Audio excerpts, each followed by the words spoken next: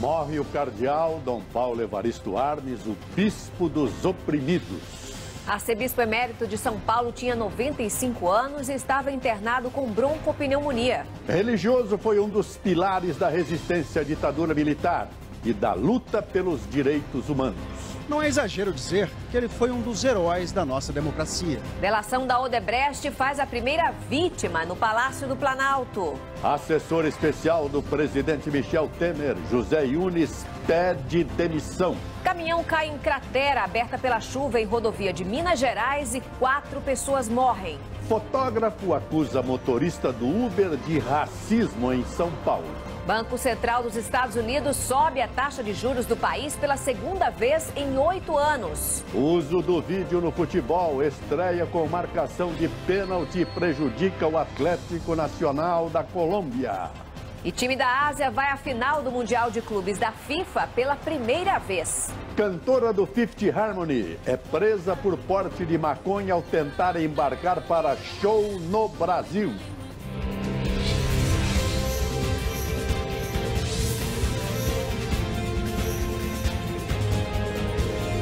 Está no ar o SBT Brasil, com Joseval Peixoto e Raquel Sherazade. Boa noite. Boa noite. Dom Paulo Evaristo Arnes morreu pouco antes do meio-dia de hoje. Ele estava internado com broncopneumonia desde o fim de novembro. Segundo o hospital, Dom Paulo morreu aos 95 anos em decorrência de falência múltipla dos órgãos.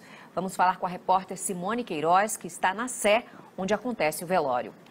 Boa noite, Simone. O corpo de Dom Paulo já chegou aí? Uma vida marcada pela resistência à ditadura militar, pela defesa dos direitos humanos e da justiça social. Dom Paulo Evaristo Arnes dedicou a maior parte dos 95 anos à fé católica.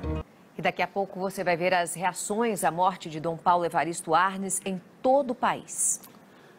2 mulheres presas ontem à noite em São Paulo durante os protestos contra a PEC 55 foram soltas hoje. Manifestantes invadiram o prédio da Federação das Indústrias do Estado de São Paulo, a Fiesp.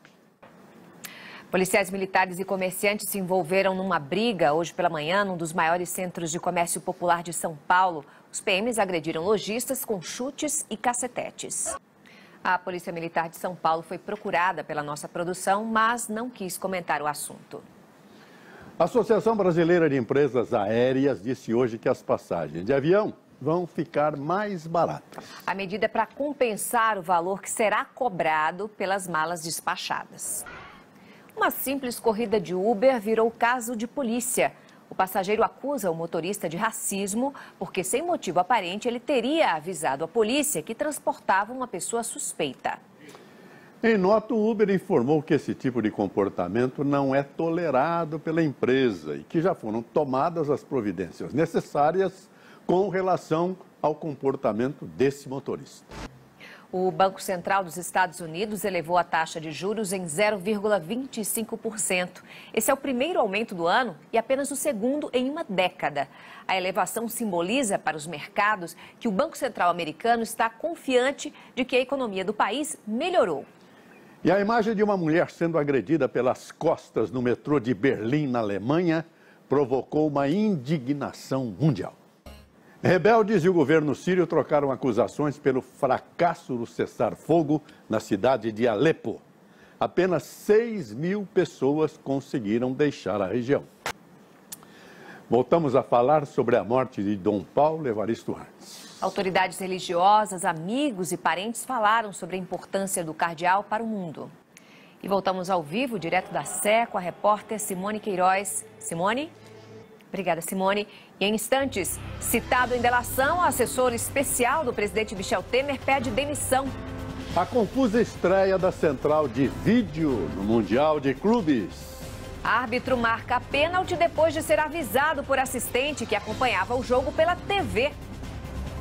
Já.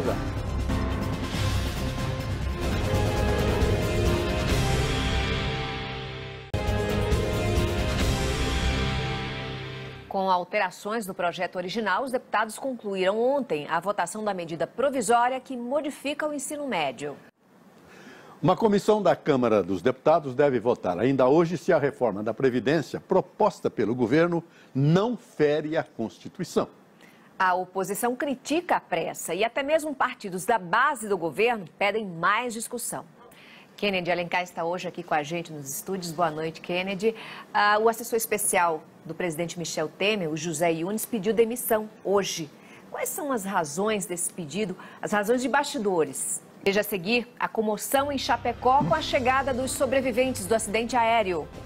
Atlético Nacional da Colômbia é eliminado do Mundial em jogo que teve pênalti marcado com a ajuda da TV.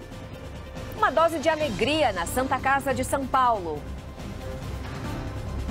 Pais dos atores da novela Carinha de Anjo levam presentes para crianças em tratamento no hospital. Você vai ver já já.